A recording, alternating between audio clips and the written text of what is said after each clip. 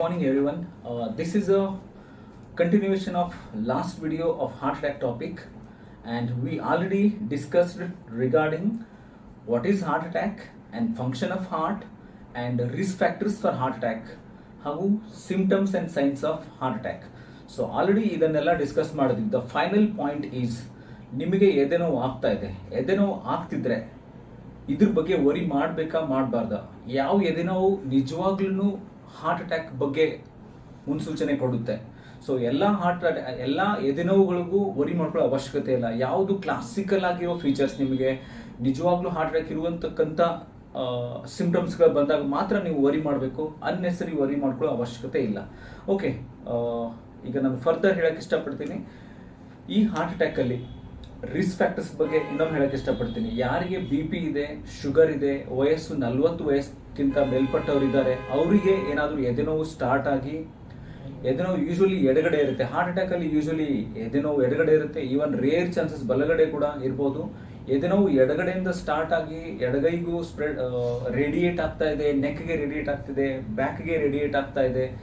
ಇದ್ರ ಜೊತೆ ಸ್ವಲ್ಪ ಪೆರಿಫೆರೀಸ್ ಅಂದರೆ ಈ ಎಕ್ಸ್ಟ್ರೀಮಿಟೀಸ್ ಕೋಲ್ಡ್ ಆಗೋದು, ಬೆವರು ಬಿಡೋದು, ಸ್ವಲ್ಪ ಭಯ ಅನಿಸೋದು, ಈ ರೀತಿಯೆಲ್ಲ ಲಕ್ಷಣಗಳು, ಇವೆಲ್ಲ classical features of cardiac event ಅಂತ ಹೇಳ್ಬೋದು. ಸೊ ಈ ರೀತಿ ಇದ್ದಾಗ immediately you need to consult a doctor. ಒಂದು ವೇಳೆ ನಿಮ್ಮ ವಯಸ್ಸು 20 ಒಳಗಡೆ ಅಥವಾ 25 ಒಳಗಡೆ ಇದೆ, ಮೈಲ್ಡ್ ಆಗಿ ಎದೆನೋವು ಆಗ್ತಾ ಇದೆ ಅಂದರೆ ಅಷ್ಟೊಂದು ವರಿ ಮಾಡ್ಕೊಳ್ಳೋ ಅವಶ್ಯಕತೆ ಇಲ್ಲ. ಸೊ ಹಾಗಾಗಿ ನಿಮಗೆ ರಿಸ್ಕ್ ಫ್ಯಾಕ್ಟರ್ಸ್ ಜಾಸ್ತಿ ಇದ್ದು ಪ್ಲಸ್ ಸಿಂಪ್ಟಮ್ಸ್ ಕ್ಲಾಸಿಕಲ್ ಆಗಿದೆ, definitely you need to consult doctor.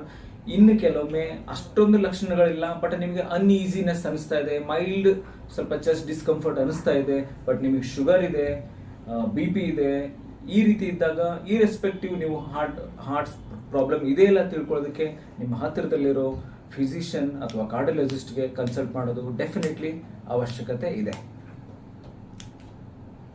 Heart attack ಅನ್ನ ನಾವು ಹೇಗೆ ಡಯಾಗ್ನೋಸಿಸ್ ಮಾಡ್ತೀವಿ? ಓಕೆ, ಪೇಷಂಟ್ ಬಂದಿದ್ದಾರೆ, ಪೇಷಂಟ್ಗೆ ಲಕ್ಷಣಗಳಿದಾವೆ, ಎದೆನೋವಿದೆ, ಎದೆನೋವು ಎಡಗಡೆ ರೇಡಿಯೇಟ್ ಆಗ್ತಾ ಇದೆ, ಕೆಲವೊಂದು ಬೆವರು ಬಿಡ್ತಾ ಇದೆ, ಹಲವಾರು ಸಿಂಪ್ಟಮ್ಸ್ಗಳಿದಾವೆ ಪೇಷಂಟ್ಗೆ. ಬಟ್ ಹೇಗೆ ಡಯಾಗ್ನೋಸಿಸ್, ಹಾರ್ಟ್ ಅಟ್ಯಾಕ್ ಅಂತಾನೆ ಹೇಗೆ ಡಯಾಗ್ನೋಸಿಸ್ ಮಾಡ್ತೀರಾ? ಸೊ ಅದರಲ್ಲಿ ನಮಗೆ ಸ್ಟೆಪ್ ವೈಸ್ ಬಂದು ಪೇಷಂಟ್ಗೆ ಇಮಿಡಿಯೇಟ್ಲಿ ಫಸ್ಟ್ ಮಾಡೋದು ಒಂದು ECG ನಲ್ಲಿ ಕೆಲವೊಂದ್ಸಲ ಅಕ್ಯೂಟ್ ಇವೆಂಟ್ ಇದ್ದಾಗ ಇಮಿಡಿಯೇಟ್ಲಿ ಕಾರ್ಡಿಯಾಕ್ ಚೇಂಜಸ್ ಕಂಡು ಬಂದ್ರೆ ಡೆಫಿನೆಟ್ಲಿ ಅದು ಕಾರ್ಡಿಯಾಕ್ ಇವೆಂಟ್ ಆಗಿರೋ ಚಾನ್ಸಸ್ ಇರುತ್ತೆ. At the same time heart problem ಲಕ್ಷಣಗಳು ಇದ್ರೂ ಕೂಡ ಕೆಲವೊಮ್ಮೆ ECG at the time of presentation, ಪೇಷಂಟ್ಗೆ ಎದೇನೋ ಆಗ್ತಿದೆ ಆ ಟೈಮಲ್ಲಿ ಮಾಡಿದಾಗ ECG ನಾರ್ಮಲ್ ಇರ್ಬೋದು. ಆವಾಗ ನಾವು ಏನು ಮಾಡ್ತೀವಿ ಅಂತಂದ್ರೆ ಅಡ್ಮಿಟ್ ಆ ರೀತಿ ಇರೋ ಪೇಷಂಟ್ಗೆ, ನಾವು ಸಸ್ಪೆಕ್ಟೆಡ್ ಪೇಷಂಟ್ಗೆ ಅಡ್ಮಿಟ್ ಮಾಡಿ ಸೀರಿಯಲ್ ECGs ಅಂದರೆ every 6th hourly ECG repeat ಮಾಡ್ತಾ ಹೋಗ್ತಾ ಇರ್ತೀವಿ. ನೆಕ್ಸ್ಟ್ ಇನ್ನೊಂದೇನಂದ್ರೆ ECG ಒಂದು ಲೈನ್ ಆಫ್ ಇನ್ವೆಸ್ಟಿಗೇಷನ್ ಆದರೆ ನೆಕ್ಸ್ಟ್ ಲೈನ್ ಆಫ್ ಇನ್ವೆಸ್ಟಿಗೇಷನ್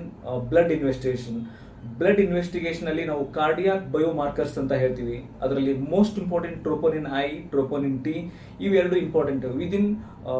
ಇದಕ್ಕೂ ಕೂಡ ಒಂದು ಪೀರಿಯಡ್ ಇರುತ್ತೆ. ವಿದಿನ್ ಇಷ್ಟು ಅವರ್ಸ್ ಅಲ್ಲಿ ಇದು ಡಿಟೆಕ್ಟ್ ಆಗುತ್ತೆ ಇಮಿಡಿಯೇಟ್ಲಿ. ಈ ಸದ್ಯ ಎದೇನೋ ಆಗಿದೆ, ಈ ಸದ್ಯ ನಾವು ಟೆಸ್ಟ್ ಮಾಡಿದ್ರೆ ಕೆಲವೊಮ್ಮೆ ನೆಗೆಟಿವ್ ಬರ್ಬೋದು, ಕೆಲವೊಂದ್ಸಲ 6 to 8 hours ಟೈಮ್ ಹೋಗ್ಬೋದು ಅದು ರಿಪೋರ್ಟ್ ಪಾಸಿಟಿವ್ ಬರೋದಕ್ಕೆ. ಸೊ ಇದು ಎರಡನೇ ಟೆಸ್ಟ್. ಒಂದೇ ECG ಹೇಳಿದೆ, ಇನ್ನೊಂದು ಕಾರ್ಡಿಯಾಕ್ ಬಯೋಮಾರ್ಕರ್ಸ್. ಸೊ ECG ನಲ್ಲಿನೂ ಕ್ಲಾಸಿಕಲ್ ಫೈಂಡಿಂಗ್ ಇದೆ ಹಾರ್ಟ್ ಅಟ್ಯಾಕ್ ಬಗ್ಗೆ, ಮತ್ತೆ ಬ್ಲಡ್ ಬಯೋಮಾರ್ಕರ್ಸ್ ಅಲ್ಲೂ ಕೂಡ ಪಾಸಿಟಿವ್ ರಿಪೋರ್ಟ್ ತೋರಿಸ್ತಾ ಇದೆ ಅಂದ್ರೆ ಡೆಫಿನೆಟ್ಲಿ ಕಾರ್ಡಿಯಾಕ್ ಇವೆಂಟ್ ಇರುತ್ತೆ. ಬಟ್ ಇವು ಎರಡು ಇನ್ಕನ್ಕ್ಲೂಸಿವ್ ಇದೆ. ಇಮಿಡಿಯೇಟ್ಲಿ ನಾವು ಅವಾಗ ಎಕೋ ಕಾರ್ಡಿಯೋಗ್ರಫಿ ಮಾಡ್ತೀವಿ. ಎಕೋ ಕಾರ್ಡಿಯೋಗ್ರಫಿ ಅಂದ್ರೆ ಇದೊಂದು ಹಾರ್ಟ್ ಸ್ಕ್ಯಾನ್. ನೀವು ಹೇಗೆ ಹೊಟ್ಟೆ ಸ್ಕ್ಯಾನ್ ಮಾಡ್ಕೋಬೇಕಾದ್ರೆ ಅಲ್ಟ್ರಾಸೋನೋಗ್ರಫಿ ಅಂತಿರಲ್ಲ, ಅದೇ ರೀತಿ echo cardiography is nothing but ಹಾರ್ಟ್ಗೆ ಸ್ಕ್ಯಾನ್ ಮಾಡೋದು. ಅದಕ್ಕೆ ನಾವು ಎಕೋ ಕಾರ್ಡಿಯೋಗ್ರಫಿ ಅಂತೀವಿ. ಇದರಲ್ಲಿ ಏನು ಗೊತ್ತಾಗುತ್ತೆ, ಎಕೋ ಕಾರ್ಡಿಯೋಗ್ರಫಿನಲ್ಲಿ ಒಂದು ಹಾರ್ಟ್ದು ರೀಜನಲ್ ವಾಲ್ ಮೋಷನ್ ಅಬ್ನಾರ್ಮಲಿಟಿ, ಹಾರ್ಟ್ದು ಹಲವಾರು ಭಾಗಗಳಿರುತ್ತೆ. ನಾವು anterior part, posterior part, septum part, ಹೀಗೆ ಹಾರ್ಟ್ ಅನ್ನ ಭಾಗಗಳಾಗಿ ನಾವು ಡಿವೈಡ್ ಮಾಡ್ತೀವಿ. ರೀಜನಲ್ ವಾಲ್ ಮೋಷನ್ ಅಬ್ನಾರ್ಮಲಿಟಿ ಅಂದ್ರೆ ಹಾರ್ಟ್ ಅಟ್ಯಾಕ್ ಆದಾಗ, ಬೇಸಿಕಲಿ ಹಾರ್ಟ್ ಅಟ್ಯಾಕ್ ಅಂದ್ರೆ ಏನು, ಒಂದು ಹಾರ್ಟ್ ಯಾವುದೋ ಒಂದು ಭಾಗಕ್ಕೆ ರಕ್ತ ಪರಿಚಲನೆ ಕಮ್ಮಿ ಆಗುತ್ತೆ. ಅವಾಗ ಹಾರ್ಟ್ದು ಆ ಪಾರ್ಟ್ ಆಫ್ ಒಂದು ಎಲ್ಲಿ ರಕ್ತ ಪರಿಚಲನೆ ಕಮ್ಮಿ ಆಗುತ್ತೆ ಅಲ್ಲಿ ಮಸಲ್ ನೆಕ್ರೋಸಿಸ್ ಆಗುತ್ತೆ, ಅಂದ್ರೆ ಮಸಲ್ ಡೆತ್ ಆಗುತ್ತೆ. ಅವಾಗ ಆ ಪಾರ್ಟ್ ಆಫ್ ದ ಹಾರ್ಟ್ ಅಂದ್ರೆ ಆ ವಾಲ್ ಅಂದ್ರೆ ಎಂಟೀರಿಯರ್ ವಾಲ್ ಇರ್ಬೋದು, ಪೋಸ್ಟರ್ ವಾಲ್ ಇರ್ಬೋದು, inferior wall of the heart ಇರ್ಬೋದು, ಅಂದ್ರೆ ಇವೆಲ್ಲ ಹಾರ್ಟ್ ಕೆಲವೊಂದು ವಾಲ್ಸ್ ಗಳಂತೀವಿ, ಅದ್ರ ಮೋಷನ್ ಕಮ್ಮಿ ಆಗುತ್ತೆ. ನಾರ್ಮಲಿ ಹಾರ್ಟ್ ಹೇಗೆ ಪಂಪ್ ಮಾಡ್ತಾ ಹೋಗುತ್ತೆ, ಒಂದು ವೇಳೆ ಹಾರ್ಟ್ ಅಟ್ಯಾಕ್ ಆದಾಗ ಅದು ಇಫ್ ಇಟ್ ಈಸ್ ಮೇಜರ್, ಅವು heart pumping capacity normally 55 to 60% it is a normal ಒಂದು ಎಜೆಕ್ಷನ್ ಫ್ರಾಕ್ಷನ್ ಅಂತ ಹೇಳ್ತೀವಿ. ಒಂದು ವೇಳೆ ಹಾರ್ಟ್ ಅಟ್ಯಾಕ್ ಆದಾಗ ಅದು ಕಮ್ಮಿ ಆಗ್ಬೋದು, ಯಾವುದೋ ಒಂದು ಹಾರ್ಟ್ ಒಂದು ಭಾಗ ಮೂವ್ಮೆಂಟ್ ಸ್ಲೋ ಆಗಿ ಮಾಡ್ಬೋದು, ಕಮ್ಮಿ ಮಾಡ್ಬೋದು, ಅಥವಾ ಮೂವ್ಮೆಂಟೇ ಆಗದೆ ಇರ್ಬೋದು. ಇದನ್ನ ನಾವು ಎಕೋಕಾರ್ಡಿಯೋಗ್ರಫಿನಲ್ಲಿ ಕಂಡು ಬರುತ್ತೆ. So not only regional wall motion abnormality, ಇದು ಕೆಲವೊಮ್ಮೆ ಇನ್ನೂ ಕೆಲವು ಕಾರಣಗಳನ್ನು ಇದರಲ್ಲಿ ಕಂಡುಹಿಡಿಬಹುದು. ಅಂದ್ರೆ ಅವರಿಗೆ ಮೊದಲಿನಿಂದ ಇರತಕ್ಕಂತ ವಾಲ್ವ್ ಪ್ರಾಬ್ಲಮ್ ಇದ್ರೆ, ಸೊ ಹಾರ್ಟ್ ಅಲ್ಲಿ ಹಲವಾರು ವಾಲ್ವ್ಸ್ ಇರುತ್ತೆ, ವಾಲ್ವ್ಸ್ ಗಳಿಗೆ ಏನಾದರೂ ಸಂಬಂಧಪಟ್ಟಂತ ಪ್ರಾಬ್ಲಮ್ ಇದ್ರೆ ಎಕೋದಲ್ಲಿ ಕಂಡು ಬರುತ್ತೆ. ಕೆಲವೊಂದ್ಸಲ ನಾವು ರಂಧ್ರಗಳಂತೀವಿ, ASD VSD, ಆ ರೀತಿ ಏನಾದ್ರು ಇದ್ದಾಗೂ ಕೂಡ ಎಕೋಕಾರ್ಡಿಯೋಗ್ರಫಿನಲ್ಲಿ ಕಂಡು ಬರುತ್ತೆ. ಇದ್ರ ಜೊತೆಗೆ ಏನಾದರೂ ಕಾಂಪ್ಲಿಕೇಟೆಡ್ ಹಾರ್ಟ್ ಅಟ್ಯಾಕ್ ಇಂದ ಕಾಂಪ್ಲಿಕೇಶನ್ ಆಗಿತ್ತು, ಕೆಲವೊಂದ್ಸಲ ಮೆಕ್ಯಾನಿಕಲ್ ಕಾಂಪ್ಲಿಕೇಶನ್ ಅಂತೀವಿ, ಸೆಪ್ಟಮ್ ರಪ್ಚರ್ ಆಗಿರುತ್ತೆ, ಸೊ ಅಂಥದ್ದೆಲ್ಲ ಕಂಡು ಬರ್ಬೋದು. ಇನ್ನೂ ಕೆಲವೊಮ್ಮೆ ಎಕ್ಸ್ಟ್ರಾ ಇದ್ರ ಬಗ್ಗೆ ತಿಳ್ಕೊಬೇಕಂದ್ರೆ ಎಕೋಕಾರ್ಡಿಯೋಗ್ರಫಿನಲ್ಲಿ ಇಷ್ಟು ಬೇಸಿಕ್, ಇಷ್ಟರಲ್ಲೇ ನಮಗೆ ಹಾರ್ಟ್ ಬಗ್ಗೆ ಅಕ್ಯೂಟ್ ಇವೆಂಟ್ ಅಲ್ಲಿ ಏನಾಗಿದೆ ಅನ್ನೋದು ಕಂಡು ಬರುತ್ತೆ. ಸೊ ಇದು ಇಮಿಡಿಯೇಟ್ಲಿ ಎಕೋಕಾರ್ಡಿಯೋಗ್ರಫಿ ರಿಪೋರ್ಟ್ ಪ್ರಕಾರ ನಾವು ಮತ್ತೆ ನಮಗೆ ಕನ್ಫರ್ಮ್ ಆಗುತ್ತೆ ಪೇಷಂಟ್ಗೆ ಹಾರ್ಟ್ ಅಟ್ಯಾಕ್ ಆಗಿದೆನಾ ಇಲ್ಲ ಅಂತ. ಓಕೆ, ನಾ ಈಗ ಹೇಳಿದೆ ECG ಬಗ್ಗೆ ಹೇಳಿದೆ, ಕಾರ್ಡಿಯಾಕ್ ಬಯೋಮಾರ್ಕರ್ಸ್ ಅಂದ್ರೆ ಟ್ರೋಪೋನಿನ್ I, ಟ್ರೋಪೋನಿನ್ T ಅನ್ನೋ ಬ್ಲಡ್ ಟೆಸ್ಟ್ಗಳು ಕೂಡ ಹಾರ್ಟ್ ಅಟ್ಯಾಕ್ ಡಿಟೆಕ್ಟ್ ಮಾಡಕ್ಕೆ ಹೆಲ್ಪ್ ಮಾಡುತ್ತೆ. ಈಗ ಥರ್ಡ್ ಒನ್ ಹೇಳಿದೆ ಎಕೋಕಾರ್ಡಿಯೋಗ್ರಫಿ ಇಂಪಾರ್ಟೆನ್ಸ್ ಇದೆ. ಇನ್ ಫೋರ್ತ್ ಒನ್ ಆಂಜಿಯೋಗ್ರಫಿ. ಸೊ ನಮಗೆ ಕನ್ಫರ್ಮ್ ಆದಾಗ, ಅಂದ್ರೆ ಇವೆಲ್ಲ ಬೇಸಿಕ್ ಟೆಸ್ಟ್ ಅಲ್ಲಿ ನಮಗೆ ಕನ್ಫರ್ಮ್ ಆಗುತ್ತೆ ಪೇಷಂಟ್ಗೆ ಕಾರ್ಡಿಯಾಕ್ ಇವೆಂಟ್ ಆಗಿದೆ. ಅವಾಗ ಫಸ್ಟ್ ಇಂಪಾರ್ಟೆಂಟ್ ಥಿಂಗ್ ಅಂದ್ರೆ ಮೊದಲು ಪೇಷಂಟ್ ಸ್ಟೇಬಲ್ ಇದಾರೋ ಇಲ್ವೋ, stable in the sense BP, pulse rate ಹಾಗೂ ಆಕ್ಸಿಜನ್ ಲೆವೆಲ್, ಇದೆಲ್ಲ ಪೇಷಂಟ್ ಸ್ಟೇಬಲ್ ಕಂಡೀಷನ್ ಅಲ್ಲಿ ಇದ್ರೆ ಕೆಲವೊಬ್ಬರಿಗೆ ನಾವು ಇಮಿಡಿಯೇಟ್ಲಿ ಆಂಜಿಯೋಗ್ರಫಿ ಮಾಡಬೇಕಾಗುತ್ತೆ. Angiography, this is basically a test, this is a procedure, this is actually a test, it is not a surgery. Angiography ಅಂದ್ರೆ ಏನ್ ಮಾಡ್ತಾರೆ, ಇಲ್ಲಿ ತೊಡೆ ಭಾಗದಿಂದ ಅಥವಾ ಕೈ ಭಾಗದಿಂದ ಇದು ಮಾಡತಕ್ಕಂತ ಒಂದು ಟೆಸ್ಟ್. ಇದರಿಂದ ನಾವು ಏನ್ ಮಾಡ್ತಾರೆ, ಈ ಆಂಜಿಯೋಗ್ರಫಿ ಅಂದ್ರೆ ರಕ್ತನಾಳ, ಅಂದ್ರೆ ಹಾರ್ಟ್ ಅಲ್ಲಿ ಮೇನ್ ರಕ್ತನಾಳ ಹೇಳಿದೆ, right corner artery, left corner artery ಹಾಗೂ ಅದರದ್ದು ಬ್ರಾಂಚಸ್ ಇರುತ್ತೆ. ಯಾವ್ದಾದ್ರೂ ಈ ಬ್ರಾಂಚ್ ಅಲ್ಲಿ ರಕ್ತನಾಳ ಏನಾದ್ರೂ ಅಲ್ಲಿ ಬ್ಲಾಕ್ ಆಗಿದ್ರೆ, ಅಥವಾ ಒಂದು ಪ್ಲಾಕ್ ರಪ್ಚರ್ ಆಗಿ ಒಂದ್ ಕಡೆ ಕ್ಲಾಟ್ ಅಲ್ಲಿ ಕುಂತಿದ್ರೆ, ಅಥವಾ ಇನ್ನು ಕೆಲವು ಸಲ ಸ್ಟೆನೋಸಿಸ್, ಸಿಗ್ನಿಫಿಕೆಂಟ್ ಸ್ಟೆನೋಸಿಸ್ ಆಗಿತ್ತು, ಅಲ್ಲಿ ಪರ್ಫ್ಯೂಷನ್ ಆಗ್ತಾ ಇಲ್ಲ, ಹಾರ್ಟ್ ಆ ಬ್ರಾಂಚ್ ಇಂದ ರಕ್ತ ಪಾಸ್ ಆಗ್ತಿಲ್ಲ ಅನ್ನೋದು ಆಂಜಿಯೋಗ್ರಫಿನಲ್ಲಿ ಕಂಡು ಬರುತ್ತೆ. ಸೊ ಆಂಜಿಯೋಗ್ರಫಿನಲ್ಲಿ ಮೋಸ್ಟ್ ಇಂಪಾರ್ಟೆಂಟ್ ನಾವು ಏನ್ ನೋಡ್ತೀವಿ, ಸೊ 3 ವೆಸಲ್ಸ್ ಇಂಪಾರ್ಟೆಂಟ್. ಅವಾಗ ಎಷ್ಟು ವೆಸಲ್ ಇನ್ವಾಲ್ವ್ಮೆಂಟ್ ಆಗಿದೆ ಅನ್ನೋದ್ರ ಮೇಲೆ ಆಂಜಿಯೋಗ್ರಫಿ ರಿಪೋರ್ಟ್ ನಾವು ಕೊಡ್ತೀವಿ. ಏನಂತಂದ್ರೆ ಒಂದೇ ವೆಸಲ್ ಇನ್ವಾಲ್ವ್ಮೆಂಟ್ ಆಗಿತ್ತಂದ್ರೆ single vessel disease, 2 vessel involvement ಆಗಿತ್ತು ಮೇಜರ್ ಸ್ಟೆನೋಸಿಸ್ ಆಗಿತ್ತು ಅಂದ್ರೆ ಡಬಲ್ ವೆಸಲ್ ಡಿಸೀಸ್, 3 ಮೇಜರ್ ರಕ್ತನಾಳಗಳು ಇನ್ವಾಲ್ವ್ಮೆಂಟ್ ಆಗಿದ್ರೆ triple vessel disease. So again ಇದು ಎದಕ್ಕೆ ಇಂಪಾರ್ಟೆಂಟ್ ಅಂದ್ರೆ ಟ್ರೀಟ್ಮೆಂಟ್ ವೇ ನಲ್ಲಿ ಚೇಂಜ್ ಆಗುತ್ತೆ ಎಷ್ಟು ಇನ್ವಾಲ್ವ್ಮೆಂಟ್ ಇದೆ ಅನ್ನೋದ್ರ ಬಗ್ಗೆ. ಸೊ ಇನ್ನೂ ಒಂದು, ಈಗ ಯಾವಾಗ ಆಂಜಿಯೋಗ್ರಫಿ ಮಾಡಿದ ಕೂಡಲೇ 100% ಅವ್ರಿಗೆ ಮುಂದೆ ಪ್ರೊಸೀಜರ್ ಅಂದ್ರೆ further procedure like percutaneous transluminal coronary angioplasty, PTCA ಅನ್ನೋ ಪ್ರೊಸೀಜರ್ ಎಲ್ಲರಿಗೂ ಬೇಕಾಗಲ್ಲ. If it is a significant stenosis, critical stenosis ಇತ್ತು ಅಂದ್ರೆ ಮಾತ್ರ ಅವರಿಗೆ ಆಂಜಿಯೋಪ್ಲಾಸ್ಟಿ ಅಂದ್ರೆ ಸ್ಟೆಂಟಿಂಗ್ ಬೇಕಾಗುತ್ತೆ. ಅನ್ಕೊಳ್ಳಿ ಪೇಷಂಟ್ಗೆ ಹಾರ್ಟ್ ಅಟ್ಯಾಕ್ ಆಗಿದೆ, ECG ಎಕೋಕಾರ್ಡಿಯೋಗ್ರಫಿನಲ್ಲಿ ಸ್ವಲ್ಪ ಲಕ್ಷಣ ಕಂಡು ಬಂದಿದೆ, ಆಂಜಿಯೋಗ್ರಫಿ ಮಾಡ್ತೀರಾ, ಬಟ್ ನಿಮಗೆ 50% 40% ಅಷ್ಟರಲ್ಲೇನೆ ನಿಮಗೆ ಸ್ಟೆನೋಸಿಸ್ ಇತ್ತಂದ್ರೆ ಕೆಲವೊಂದ್ಸಲ ನಿಮಗೆ ಆಂಜಿಯೋಪ್ಲಾಸ್ಟಿ ಅಂದ್ರೆ that is the procedure. Angioplasty is a procedure, it's a treatment, most important treatment angioplasty. So ಅದು ಅವಶ್ಯಕತೆ ಬರೋದಿಲ್ಲ. ಒಂದು ವೇಳೆ ಒಂದು ಸಿಂಗಲ್ ವೆಸಲ್ ಡಿಸೀಸ್ ಅಥವಾ ಒಂದು ರಕ್ತನಾಳ ಬ್ಲಾಕ್ ಆಗಿದೆ, ತುಂಬಾ 90% ಬ್ಲಾಕ್ ಆಗಿದೆ, 80% ಬ್ಲಾಕ್ ಆಗಿದೆ, 95% ಬ್ಲಾಕ್ ಆಗಿದೆ, ಅಂತ ಟೈಮಲ್ಲಿ ಎಷ್ಟೊತ್ತಿದ್ರು ಸ್ಟೆಂಟಿಂಗ್ ಮಾಡಬೇಕಾಗುತ್ತೆ. ಸೊ ಅದಕ್ಕೆ ನಾವು ಆ ಪ್ರೊಸೀಜರ್ಗೆ, ಆ ಟ್ರೀಟ್ಮೆಂಟ್ಗೆ ನಾವು PTCA ಅಂತೀವಿ. ಅದು ಕೂಡ ವೆರಿ ಸಿಂಪಲ್ ಪ್ರೊಸೀಜರ್, ಇದೇನು ಬೈಪಾಸ್ ಸರ್ಜರಿ ಅಲ್ಲ, ಪರ್ಕ್ಯೂಟೇನಿಯಸ್ ಟ್ರಾನ್ಸ್ಲ್ಯೂಮಿನಲ್ ಕೊರೊನರಿ ಆಂಜಿಯೋಪ್ಲಾಸ್ಟಿ. ಇದು ಒಂದು ಸಿಂಪಲ್ ಪ್ರೊಸೀಜರ್, ಅಂದ್ರೆ ಬೈಪಾಸ್ ಸರ್ಜರಿಗೆ ಕಂಪೇರ್ ಮಾಡಿದ್ರೆ ಡೆಫಿನೆಟ್ಲಿ ಇದ್ರ ಜೊತೆ ರಿಸ್ಕ್ ಇದ್ದೇ ಇರುತ್ತೆ, ಬಟ್ ಬೈಪಾಸ್ ಸರ್ಜರಿ ಅಷ್ಟು ರಿಸ್ಕ್ ಇರೋದಿಲ್ಲ. ಸೊ ಈಗ ಇದು ಟ್ರೀಟ್ಮೆಂಟ್ ಬಗ್ಗೆ ಸ್ವಲ್ಪ ಆಡ್ ಮಾಡಿದೆ, ಯಾಕಂದ್ರೆ CAG ಕೊರೊನರಿ ಆಂಜಿಯೋಗ್ರಫಿ ಬಗ್ಗೆ ಸ್ವಲ್ಪ ಟ್ರೀಟ್ಮೆಂಟ್ ಬಗ್ಗೆ ಕೂಡ ಹೇಳಿದೆ. ಇಲ್ಲಿ ಟೈಮ್ ಎಷ್ಟು ಇಂಪಾರ್ಟೆಂಟ್ ಆಗುತ್ತೆ ಅಂತಂದ್ರೆ, ಪೇಷಂಟ್ ಪ್ರೆಸೆಂಟೇಷನ್ ಅಂದ್ರೆ ಚೆಸ್ಟ್ ಪೇನ್ ಆಗಿದೆ, ಡಾಕ್ಟರ್ಗೆ ಇಮಿಡಿಯೇಟ್ಲಿ ಕನ್ಸಲ್ಟ್ ಮಾಡಿದ್ರೆ time is very important thing. ಎಷ್ಟು ಬೇಗ ಡಯಾಗ್ನೋಸಿಸ್ ಮಾಡಿ ಎಷ್ಟು ಬೇಗ ಟ್ರೀಟ್ಮೆಂಟ್ ಮಾಡ್ತೀವಿ ಅಷ್ಟು ಸಕ್ಸಸ್ ರೇಟ್ ಜಾಸ್ತಿ ಇರುತ್ತೆ. ಕೆಲವೊಬ್ಬರಿಗೆ ಎದೆನೋವು ಸ್ಟಾರ್ಟ್ ಆಗಿ ಆಂಬ್ಯುಲೆನ್ಸ್ ರೀಚ್ ಆಗಿ ಹಾಸ್ಪಿಟಲ್ ರೀಚ್ ಆಗೋದ್ರಲ್ಲೇ ಪ್ರಾಣ ಹೋಗುತ್ತೆ. ಇನ್ನು ಕೆಲವೊಬ್ಬರಿಗೆ ಎದೆನೋವು ಆಗಿರುತ್ತೆ, 2-3 ದಿನ ಏನು ಮತ್ತೆ ಸಿಂಪ್ಟಮ್ ಇರಲ್ಲ, 3rd ಡೇ ಹಾಸ್ಪಿಟಲ್ ಬಂದಿರ್ತಾರೆ, ಅವಾಗ ನೋಡಿದ್ರೆ ಹಾರ್ಟ್ ಅಟ್ಯಾಕ್ ಇರುತ್ತೆ. ಸೊ ಕೆಲವೊಬ್ಬರಿಗೆ ಸಿವಿಯಾರಿಟಿ ಆಫ್ ಅದು ಡಿಸೀಸ್ ಮೇಲೆ ಹೋಗುತ್ತೆ. ಕೆಲವೊಬ್ಬರಿಗೆ ವಿದಿನ್ ಸ್ಪಾಟ್ ಅಲ್ಲೇ ಇವಾಗ ಎದೇನೋ ಆಗುತ್ತೆ ನಡ್ಕೊಂತ ಹೋಗ್ತಿರ್ತಾರೆ, ಎದೇನೋ ಆಗಿರುತ್ತೆ ಅಲ್ಲೇ ಕೊಲ್ಯಾಪ್ಸ್ ಆಗ್ತಾರೆ, ದಟ್ ಇಸ್ ಆಲ್ಸೋ ಪಾಸಿಬಲ್. ಕೆಲವೊಬ್ಬರಿಗೆ ಒಂದೊಂದು ಎರಡೆರಡು ದಿನ ಮೈಲ್ಡ್ ಸಿಂಪ್ಟಮ್ಸ್ ಇರುತ್ತೆ, ಅದು ಡೇ ಬೈ ಡೇ ಸ್ವಲ್ಪ ಜಾಸ್ತಿ ಆಗ್ತಾ ಇರುತ್ತೆ, ಕೆಲವೊಬ್ರು ನೆಗ್ಲೆಕ್ಟ್ ಮಾಡಿರ್ತಾರೆ. ಬಟ್ ಸ್ಟಿಲ್ ಎರಡನೇ ದಿನ ಕನ್ಸಲ್ಟ್ ಮಾಡಿದಾಗ ಅದು ಕಂಡು ಬಂದರೆ ಇಮಿಡಿಯೇಟ್ಲಿ ಅವಾಗೂ ಕೂಡ ಅದಕ್ಕೆ ಏನು ಬೇಕೋ ಅದರ ಪ್ರೊಸೀಜರ್ ಮಾಡಿದ್ರೆ ಅವಾಗೂ ಕೂಡ ಸಕ್ಸಸ್ ರೇಟ್ ಜಾಸ್ತಿ ಇರುತ್ತೆ. ಸೊ ಮೋಸ್ಟ್ ಇಂಪಾರ್ಟೆಂಟ್ ಥಿಂಗ್, ಲಕ್ಷಣಗಳಿದ್ದಾಗ ಇಮಿಡಿಯೇಟ್ಲಿ ಕನ್ಸಲ್ಟ್ ಮಾಡಿದ್ರೆ ಎಷ್ಟು ಅರ್ಲಿ ನೀವು ಡಾಕ್ಟರ್ ಕನ್ಸಲ್ಟ್ ಮಾಡ್ತೀರಾ ಅಷ್ಟು ಬೇಗ ಅಷ್ಟು ಪರ್ಫೆಕ್ಟ್ ಟ್ರೀಟ್ಮೆಂಟ್ ಆಗುತ್ತೆ. ಸೊ ನಾ ಹೇಳಿದೆ ಇನ್ವೆಸ್ಟಿಗೇಷನ್ ಅಂದರೆ ಹಾರ್ಟ್ ಅಟ್ಯಾಕ್ ಇದೆ ಅಂತ ತಿಳ್ಕೊಳ್ಳೋದಕ್ಕೆ ನಾವು basically again I am repeating ECG, cardiac biomarkers ಅಂದರೆ ಬ್ಲಡ್ ಟೆಸ್ಟ್, ನೆಕ್ಸ್ಟ್ ಏನಂತಂದರೆ ಎಕೋಕಾರ್ಡಿಯೋಗ್ರಫಿ, ಒಂದು ನೆಕ್ಸ್ಟ್ ಆಂಜಿಯೋಗ್ರಫಿ, ಇವೆಲ್ಲ ಟೆಸ್ಟ್. ಇದರಲ್ಲಿ ನಮಗೆ ಕನ್ಫರ್ಮ್ ಆಗುತ್ತೆ, ಫರ್ದರ್ ಲೈನ್ ಆಫ್ ಮ್ಯಾನೇಜ್ಮೆಂಟ್ ನಾವು ಡಿಸಿಷನ್ ತಗೋತೀವಿ. ಈಗ ಎಕ್ಸಾಂಪಲ್ ಇನ್ನೂ ಒಂದು ಲಾಸ್ಟ್ ಹೇಳಬೇಕಂದ್ರೆ ಆಂಜಿಯೋಗ್ರಫಿ ನಾವು ಮಾಡಿದಾಗ again I will tell you, angiography is a test, it is not a treatment. It is just a procedure to look for the involvement of blood vessels, I mean coronary artery vessels status, like stenosis, how significant it is. So ಅದು ಅದರಲ್ಲಿ ಗೊತ್ತಾಗುತ್ತೆ.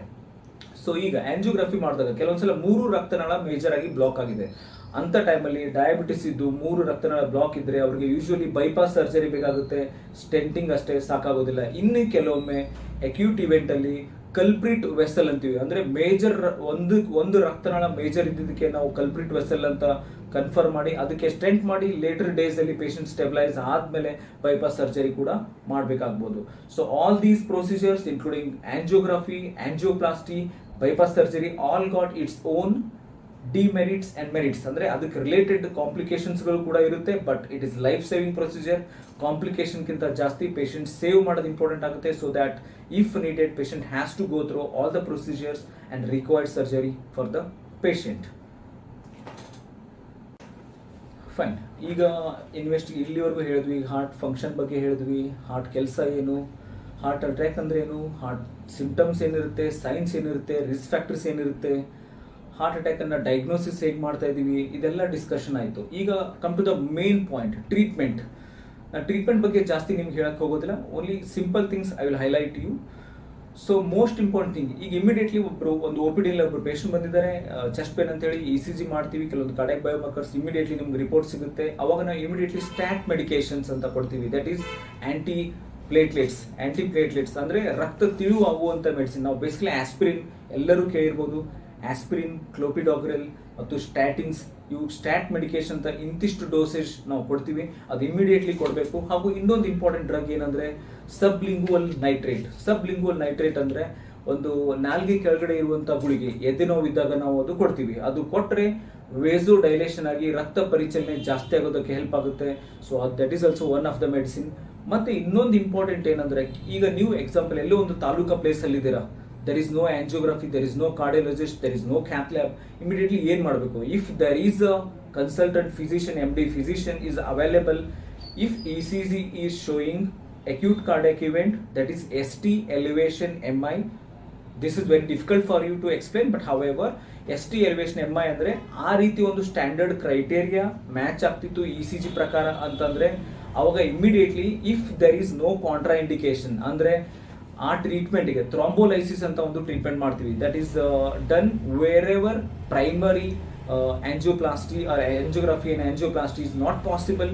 ಅವಾಗ thrombolysis ಕೂಡ ಪೆರಿಫೆರಿನಲ್ಲಿ ಮಾಡಬಹುದು if there is a indication and if there is no contraindication. ಇದ್ರ ಬಗ್ಗೆ ಇನ್ನೊಮ್ಮೆ ರಿಪೀಟ್ ಮಾಡಕ್ಕೆ ಇಷ್ಟಪಡ್ತೀನಿ. ದಿಸ್ ಬೇಸಿಕಲಿ ಒಂದು ಇಂಜೆಕ್ಷನ್ ಬರುತ್ತೆ, ಆ ಇಂಜೆಕ್ಷನ್ ನಾವು ಕೊಟ್ಟು ಕೂಡಲೇ ಅಲ್ಲಿ ಎಲ್ಲಿ ರಕ್ತನಾಳ ಕ್ಲಾಟ್ ಆಗಿ ಬ್ಲಾಕ್ ಆಗಿರುತ್ತೆ ಅದು ಇಮಿಡಿಯೇಟ್ಲಿ ಲೈಸಿಸ್ ಆಗುತ್ತೆ. ಸೊ ಅವಾಗ ರಕ್ತ ಪರಿಚಲನೆ ಆಗುತ್ತೆ. This should be given, this injection thrombolysis ಕೂಡ ಹಲವಾರು ಡ್ರಗ್ಸ್ ಬರುತ್ತೆ, ಸ್ಟ್ರೆಪ್ಟೋಕೈನೇಸ್, ಇನ್ನೂ ತುಂಬ ಡ್ರಗ್ಸ್ ಇದೆ. ಸೊ ಅದು ಕೊಡೋದು ವಿದಿನ್ 4 hours ಎಫಿಕಸಿ ಇರುತ್ತೆ. I mean if you want to give it should be given within 4 hours. The best result will be seen in within 4 hours only. So however ಎಲ್ಲರಿಗೂ ಕೊಡೋಕ್ಕಾಗೋದಿಲ್ಲ, ಕೆಲವು criteria match ಆದರೆ ಮಾತ್ರ heart attack ಪೇಷಂಟ್ಗೆ ನಾವು ಅದನ್ನು ಕೊಡ್ಬೋದು. So ಅದು ಒಂದು ಟ್ರೀಟ್ಮೆಂಟ್. ನಾನು ಹೇಳಿದೆ ಸ್ಟ್ಯಾಟ್ ಮೆಡಿಕೇಶನ್ಸ್ ಕೊಡ್ತೀವಿ, ಎಕೋಸ್ಪ್ರಿನ್, ಕ್ಲೋಪಿಡಾಗ್ರೆಲ್, ಸ್ಟ್ಯಾಟಿನ್ಸ್ ಮತ್ತು ಸಬ್ಲಿಂಗುವಲ್ ನೈಟ್ರೇಟ್. ಇವೆಲ್ಲ ಸಿಂಪಲ್, ನಿಮಗೆ ಐಡಿಯಾ ಇರಲಿ ಅನ್ನೋದಕ್ಕೆ, ಜಸ್ಟ್ ನಿಮಗೆ ಎಲ್ಲಾದರೂ ಕಂಡು ಬರುತ್ತೆ. So that you have to know about these things nowadays. So ಅದಕ್ಕೆ ಹೈಲೈಟ್ ಮಾಡ್ತಾ ಇದ್ದೀನಿ. ನೆಕ್ಸ್ಟ್ ಏನಂತ thrombolysis.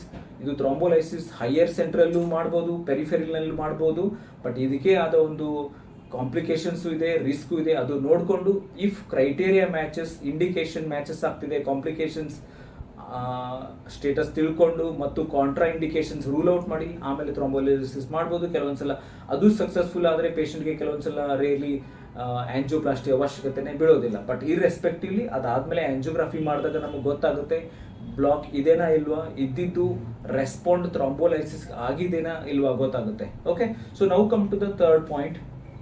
So what is the final treatment? Final treatment is, ಇಲ್ಲಿ ಎರಡು ಭಾಗ ಇಂಪಾರ್ಟೆಂಟ್ ಆಗುತ್ತೆ. ಸ್ಟೇಬಲ್ ಎಂಜೈನಾ, ಅನ್ಸ್ಟೇಬಲ್ ಎಂಜೈನಾ, ಅಥವಾ ST elevation MI, NST elevation MI, ಹಲವಾರು ಒಂದು ಕಂಪೋನೆಂಟ್ಸ್ ನಾವು ಒಂದು ಡಿವಿಷನ್ ಆಗಿ ಮಾಡ್ತೀವಿ. ಅದೆಲ್ಲ I don't want to tell you all these things because for general population it will become a complicated thing to know. So just ನಿಮಗೆ still ಕೆಲವು words ಹೇಳಕ್ಕೆ ಇಷ್ಟಪಟ್ಟಿದ್ದೆ. So I just mention it. So ಈಗ ಅವಶ್ಯಕತೆ ಇದೆ ಅನ್ನೋದು ಲಕ್ಷಣಗಳ ಪ್ರಕಾರ, ರಿಪೋರ್ಟ್ಗಳ ಪ್ರಕಾರ ಬಂದರೆ definitely patient has to go through angiography ಮತ್ತೆ ಸ್ಟೆಂಟಿಂಗ್ ಮಾಡ್ತಾರೆ. ಸ್ಟೆಂಟಿಂಗ್ ಅಂದರೆ ಯಾವ ರಕ್ತನಾಳದಲ್ಲಿ ಬ್ಲಾಕ್ ಆಗಿರುತ್ತೆ ಅಲ್ಲಿ ಒಂದು ಸ್ಟೆಂಟ್ ಹಾಕ್ತಾರೆ, ಅದರಿಂದ ಅಲ್ಲಿ ರಕ್ತ ಪರಿಚಲನೆ ಸುಲಭವಾಗಿ ಆಗುತ್ತೆ. ದಿಸ್ ಇಸ್ ಒಂದು ಹಾಫ್ ಆನ್ ಅವರಲ್ಲಿ ಆಗುವಂಥ ಪ್ರೊಸೀಜರ್. ವಿದಿನ್ 3 days ಪೇಷಂಟ್ಗೆ ಡಿಸ್ಚಾರ್ಜ್ ಕೂಡ ಮಾಡ್ಬೋದು. Okay, this is life saving procedure. At the same time ಇದಕ್ಕೆ ಆದ ಕೆಲವು ರಿಸ್ಕ್ ಇದ್ದೇ ಇರುತ್ತೆ. ಬಟ್ ರಿಸ್ಕ್ಗಿಂತ ಇಲ್ಲಿ ಇಂಪಾರ್ಟೆಂಟ್ ಇರೋದು ಲೈಫ್ ಸೇವ್ ಮಾಡೋದು. ಹಾಗಾಗಿ PTCA ಅವಶ್ಯಕತೆ ಇದ್ರೆ ಮಾಡಲೇಬೇಕಾಗುತ್ತೆ. ಸೊ ನಾನು ಹೇಳಿದೆ, ಒಂದು ಮೆಡಿಕೇಶನ್ಸ್ ಕೊಡೋದು, ಎರಡನೇದು ಆಂಜಿಯೋಪ್ಲಾಸ್ಟಿ, ಮೂರನೇದು ಬೈಪಾಸ್ ಸರ್ಜರಿ. ಎಲ್ಲರಿಗೂ ಬೈಪಾಸ್ ಸರ್ಜರಿ ಬೇಕಾಗಲ್ಲ, ಕೆಲವು ಪೇಷಂಟ್ಸ್ಗಳಿಗೆ ಮಾತ್ರ. ಸ್ಪೆಷಲಿ ಮೂರು ರಕ್ತನಾಳ ಬ್ಲಾಕ್ ಆಗಿದೆ, ಡಯಾಬಿಟಿಸ್ ಇದೆ, ಇದೆಲ್ಲ ನೋಡಿಕೊಂಡು ಅವಾಗ ನಾವು ಅವಶ್ಯಕತೆ ಬಿದ್ದರೆ ಬೈಪಾಸ್ ಸರ್ಜರಿ ಬೇಕಾಗ್ಬೋದು. They may not be helpful with just a stunting, that is PTCA. So ಇವು 3 ಟ್ರೀಟ್ಮೆಂಟ್. ಸೊ ಇಷ್ಟಾಯಿತು, ಆಂಜಿಯೋಪ್ಲಾಸ್ಟಿ ಆಯಿತು ಅಥವಾ ಬೈಪಾಸ್ ಸರ್ಜರಿ ಆಯಿತು, ಅಲ್ಲಿಗೆ ಟ್ರೀಟ್ಮೆಂಟ್ ಮುಗಿಯೋದಿಲ್ಲ. Patient has to get treated further with oral medications. ಅವರಿಗೆ ನಾವು antiplatelets, statins, most of the time life time ಈ medications ಬೇಕಾಗುತ್ತೆ. ಅದು ಡಿಪೆಂಡ್ಸ್. ನಾವು first 6 months, first 1 year treatment ಒಂದು ಬೇರೆ ಇರುತ್ತೆ. ಆಮೇಲೆ ಆಫ್ಟರ್ 1 year ಕೆಲವು ಮೆಡಿಕೇಶನ್ಸ್ ಚೇಂಜ್ ಆಗುತ್ತೆ. ಸೊ ಈ ಮೆಡಿಸಿನ್ಸ್ ಆಂಟಿಪ್ಲೇಟ್ಲೆಟ್ ಅಂದರೆ ರಕ್ತ ತಿಳುವಾಗುವಂಥ, ಬ್ಲಡ್ ಥಿನ್ನರ್ ಅಂತೀವಿ ನೀವೆಲ್ಲ, ಬ್ಲಡ್ ಥಿನ್ನರ್ ಆಗುವಂಥ ಮೆಡಿಸಿನ್ ಲೈಫ್ ಲಾಂಗ್ ಕಂಟಿನ್ಯೂ ಮಾಡಬೇಕಾಗುತ್ತೆ. ಅದರಿಂದ ಒಂದು ಹೊಸ ಕ್ಲಾಟ್ ಆಗೋದನ್ನು ತಪ್ಪಿಸುತ್ತೆ, ಇದ್ದಿರೋ ಕ್ಲಾಟನ್ನು ಕರಗಕ್ಕೆ ಹೆಲ್ಪ್ ಆಗುತ್ತೆ. So this is the final treatment modality. So angioplasty, bypass surgery are the 2 lines of treatment along with conservative medical line of management.